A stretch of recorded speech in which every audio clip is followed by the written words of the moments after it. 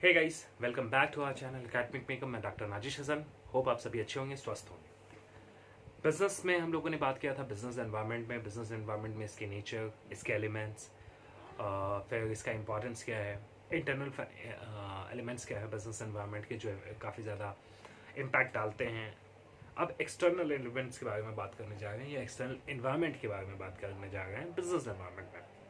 तो माइक्रो, इसमें भी दो तरीके के होते हैं एक्सटर्नल में। एक होता है माइक्रो, दूसरा होता है मैक्रो एनवायरनमेंट। तो एनवायरनमेंट में हम लोगों ने बात की थी इंटरनल एनवायरनमेंट, जो ऑर्गेनाइजेशन के अंदर की व्यवस्था है। वहीं बात करते हैं एक्सटर्नल पे, तो एक है माइक्रो एनवायरनमेंट, दूसरा है मैक्रो एनवायरनमेंट। तो माइक्रो एनवायरनमेंट, मैक्रो एनवायरनमेंट क्या है क्या नहीं है उसके बारे में हम लोग बात करेंगे। और बिजनेस एनवायरनमेंट में ये कैसे इम्पैक्ट डालता है इन द प्रोडक्शन, या फिर बिजनेस ये कैसे एक एलिमेंट बनता है इन ऑर्गेनाइजेशनल चेंज या ऑर्गेनाइजेशनल डेवलपमेंट है। तो एक्सटर्नल एनवायरनमेंट में बात करें, माइक्रो एनवायरनमेंट। माइक्रो एनवायरनमेंट में कौन कौन सा है, importance of performance of micro environment, कौन कौन से परफॉर्मेंस है माइक्रो एनवायरनमेंट पे। सप्लायर्स, डेफिनेटली अगर वो सप्लायर आपको अच्छी तरीके से सप्लाई नहीं देगा, जो रॉ मटेरियल या फिर जो बेसिक प्रोडक्ट्स हैं, या आपको रॉ मटेरियल की ज़रूरत है, या जो बाई प्रोडक्ट्स आपको चाहिए, अगर वही नहीं मिलेगा तो आप प्रोडक्शन कहाँ से करेंगे, या वो लो क्वालिटी का मिलेगा या हाई क्वालिटी का मिलेगा, तो आप प्रोडक्शन अच्छी तरीके से नहीं कर सकते हैं। तो ये आपके हाथ की चीज़ें नहीं, ये बाहर की चीज़ें, इसलिए इसको एक्सटर्नल इन्वायरमेंट कहा जाता है। एक्सटर्नल में माइक्रो मतलब ये छोटे छोटे चीज़ें।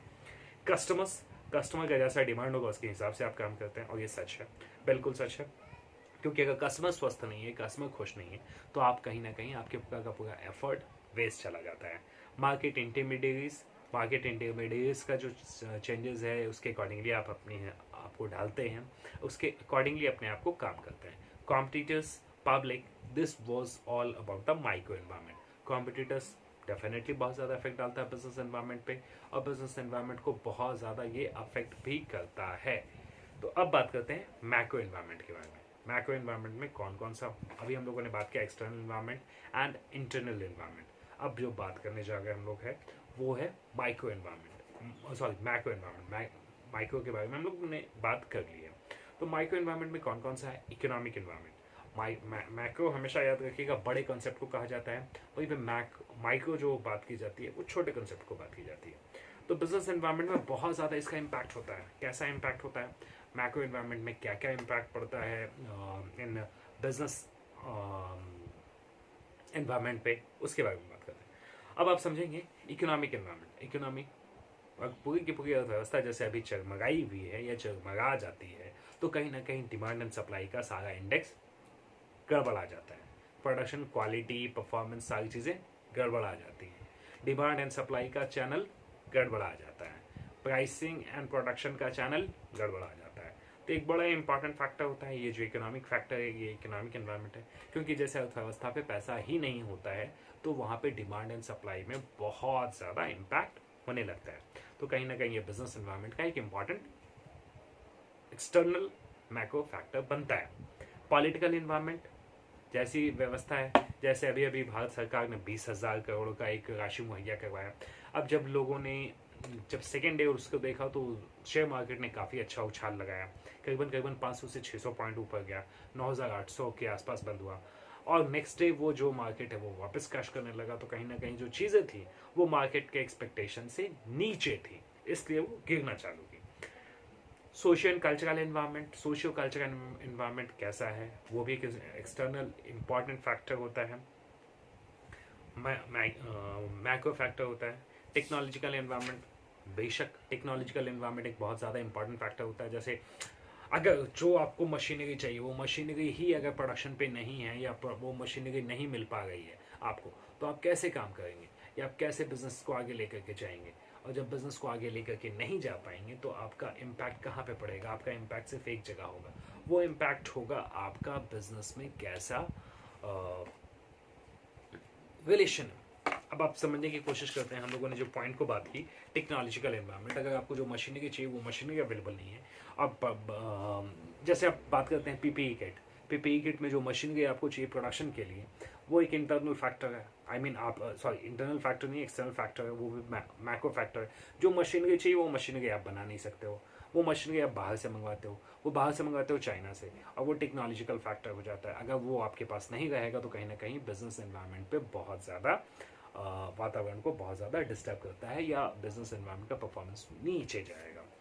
अब बात करते हैं लीगल इन्वायरमेंट, जैसे पॉलिटिकल के, जैसे हम लोगों ने बात किया कि जैसे राजनीति का इच्छा शक्ति है, जिसका हमने एक एग्जाम्पल लिया कि 20,000 करोड़ का जो सरकार ने जो एक पैकेज दिया, उसके बाद सरकार की उम्मीद थी कि अर्थव्यवस्था संभलेगी या इससे कहीं ना कहीं शेयर मार्केट संभलेगा, वो भी औंधे मुँह गया है। तो लीगल इन्वायरमेंट में ये होता है कि अगर सरकार लीगली अच्छी तरीके से कंट्रोल करना चाहती है तो उसे अपने सारे इन्वायरमेंट्स को लीगली इस तरीके का सिस्टम बनाना पड़ेगा कि जो इन्वेस्टर्स हैं, जो बिजनेस हैं करने वाले लोग हैं, वो इससे डरे नहीं, वो उनके फ्रेंडली हो, ये उनके लिए फेवरेबल हो, ना कि उनके लिए अपोज हो। जैसे अभी अभी सरकार ने, यूपी सरकार है, हरियाणा सरकार है, राजस्थान सरकार है, या और जो सरकारें बात कर रही हैं कि वो अपने यहाँ के लेबर लॉज में जो आने वाले समय में बदलाव करने वाली हैं, तो एक बहुत तरीके का बहुत ज़्यादा लीगल, ये एक बहुत बड़े तरीके का चेंजेस होगा इन वेजेस नॉर्म्स पे, लीगल एनवायरनमेंट पे, और इसका बहुत ज़्यादा इम्पैक्ट पड़ेगा इन इकोनॉमिकल फैक्टर, या फिर कहा जाए बिजनेस एनवायरनमेंट पे। नेचुरल एनवायरनमेंट कौन कौन सा है? तो नेचुरल एनवायरनमेंट वो है जो प्रकृति के हिसाब से होती हैं, जो हमारे कंट्रोल पे नहीं होता है, ये अनकंट्रोलेबल है। और ये जो नेचुरल एनवायरनमेंट है, अगर वो हमारे फेवर में नहीं रहेगा, या अगर हमारे फेवर में होता है, तो प्रोडक्शन पे उसका बहुत ज़्यादा इम्पैक्ट पड़ता है। Global and financial environment, global में आपको जैसा पहले से भी मैंने अपने कुछ वीडियोस में बात की है इन एजेंसीज के बारे में। WTO जो गैट को रिप्लेस करते हुए 1995 में बना, गैट जो 1948 में, कहा जाए 1947 में बना, उसके बाद फिर उस तरीके से IMF इंटरनेशनल मॉनेटरी फंड जो 1944 में बना, वर्ल्ड बैंक का एक सिस्टर कंसर्न हुआ जो IBRD के हिसाब से उसका एक सिस्टर कंसर्न बना।